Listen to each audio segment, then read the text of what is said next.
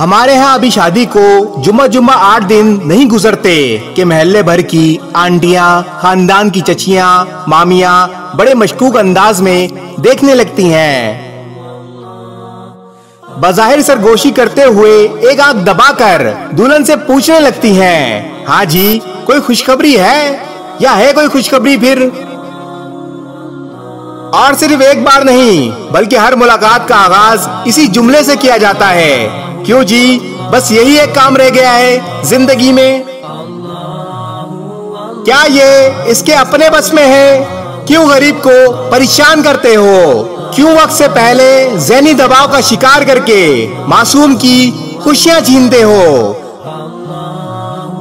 सब्र नहीं है 8-9 माह का कि जब भी नया मेहमान आएगा तो इससे कोई सुलेमानी टोपी तो पहनी नहीं होगी जो आपको दिखाई नहीं देगा।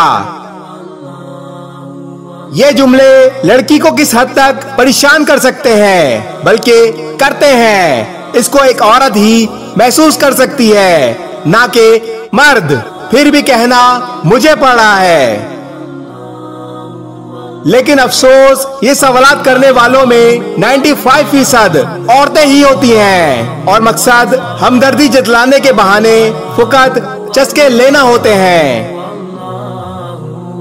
जिनकी औलाद शादी के 4-5 साल बाद भी ना हुई हो, उनसे ऐसा कहना कि अब तो खुशखबरी सुना ही दो, सुनने वाली के दिल के जुमले आर पार हो जाते हैं।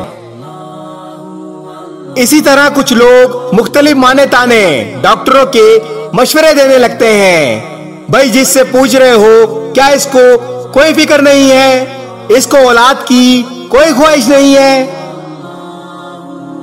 न जाने किस तरह बेचारी ने अपने दिल को समझाया होगा, उम्मीदें दिला दिला कर अपने अंदर के शोर को दबाया होगा, खुद ही अपने आप को दिलासे दिए होंगे।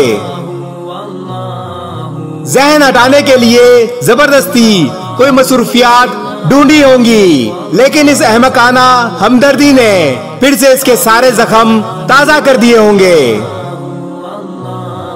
फालतू के सवालात इग्नोर करना सीखो। आपके लिए तो शायद ये मामूली सी बात है, लेकिन किसी दूसरे का सुकून बर्बाद कर सकती है।